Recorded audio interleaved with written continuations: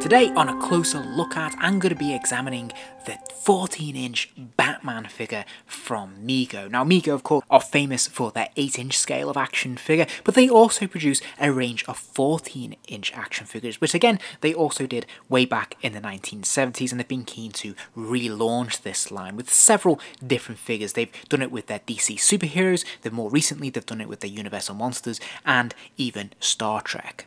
Now, these 14-inch figures aren't just upscales of the 8-inch figure. A lot of the parts are reused, a lot of the designs are reused and scaled up, but the actual body design is very different and they do function slightly differently. And with me recently celebrating all things Batman on the channel, I thought it was time to have a look at this offering from Mego.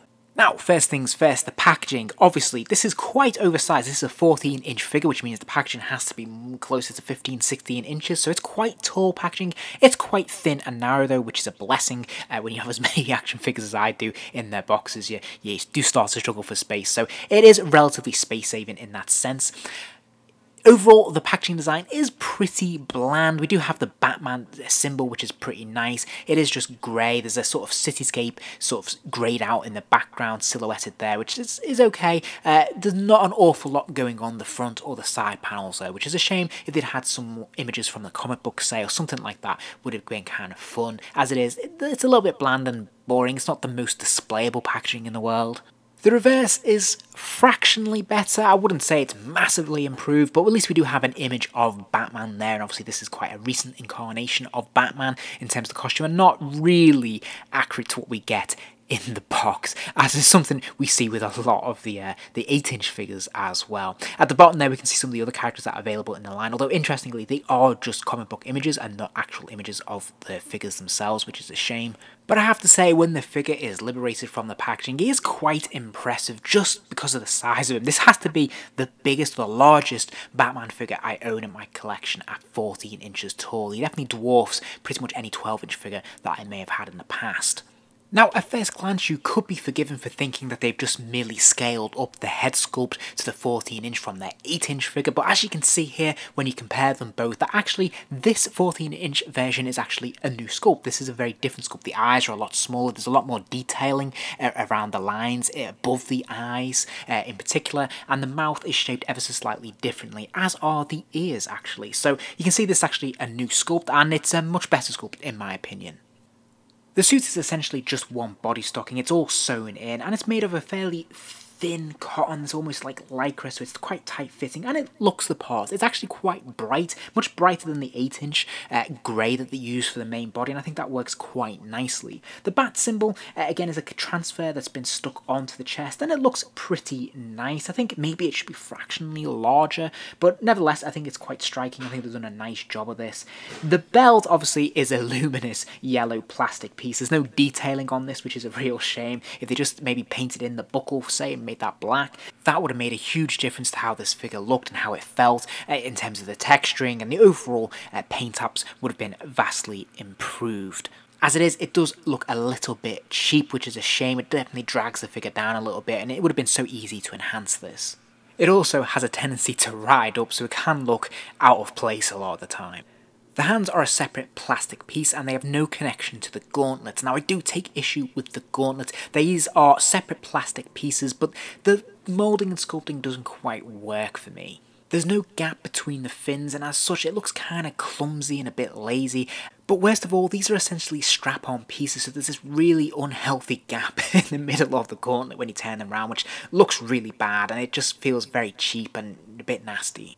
Now, a big part of this figure is the cape, and they've given this very thin cotton material, but it is quite nicely done in the sense that it is big enough to be able to wrap around him. So you can either push it back over his shoulders, or you can bring it right the way around. Now, it doesn't quite close by itself, but there is enough material to be able to force this to close itself if you wanted to hold it together. And it's quite loose and quite shapely. I think they've done a nice job. It would have been nice to have been a little bit longer if it gone down to his ankles, but as it is, I think this is quite functional. I think they've done a pretty nice job of it.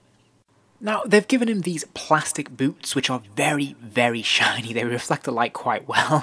They look a little bit incongruous with the rest of the figure, especially since the gauntlets are a matte black. This does stand out quite a bit. I think it would have been better going with a matte material here.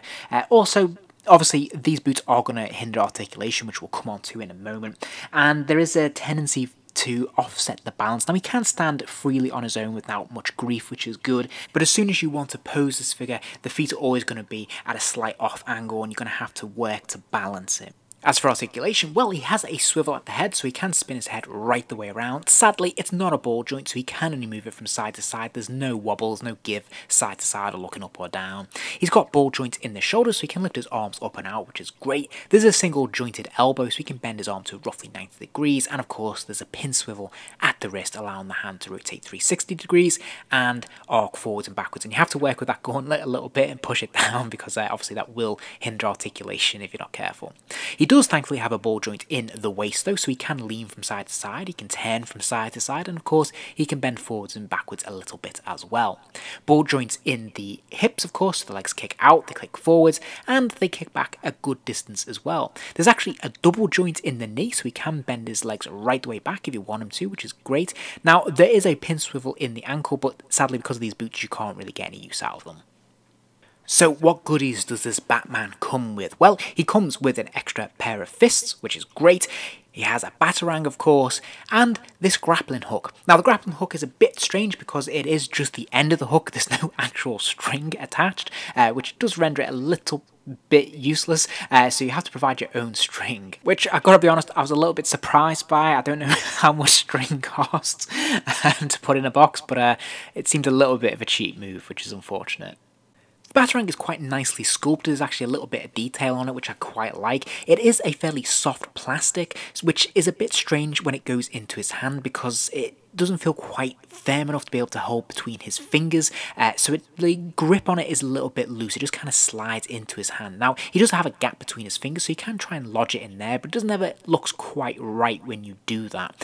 So really it needs to fit between his thumb and his index finger, but it can be a bit of a struggle to make it look authentic and look decent. It does look a little bit strange, and there is always this danger that it will just slip through his fingers.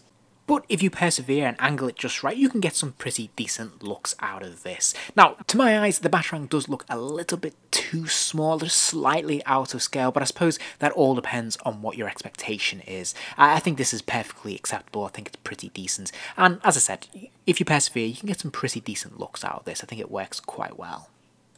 The grappling hook is a really great idea, and it is nicely sculpted and nicely moulded. It is quite large, but it looks pretty cool. It would have been nice if it come with a grapple gun, but I think this grappling hook itself is pretty decent. I quite like this. Just a shame about the string, but if you get your own, provide your own, you can see the potential for what you can do with this. And I think overall it looks pretty cool and is quite a nice idea. So this works pretty well all in all. So I think, in conclusion then, this is a pretty good figure. I'm quite happy with this. Like I said, I'm really impressed with the size of it more than anything else. Having a Batman in this scale is really fun. And I think there's enough accessories to create different looks and make him feel a bit more dynamic when he's on display. And yeah, there's something very toyetic and very child-friendly about this Batman as well, whilst at the same time maintaining an air of authenticity as well for collectors. So yeah, all round I think they've done a pretty nice job of this. If you enjoyed this video, please do give it a like and remember to subscribe as there'll be plenty more videos soon.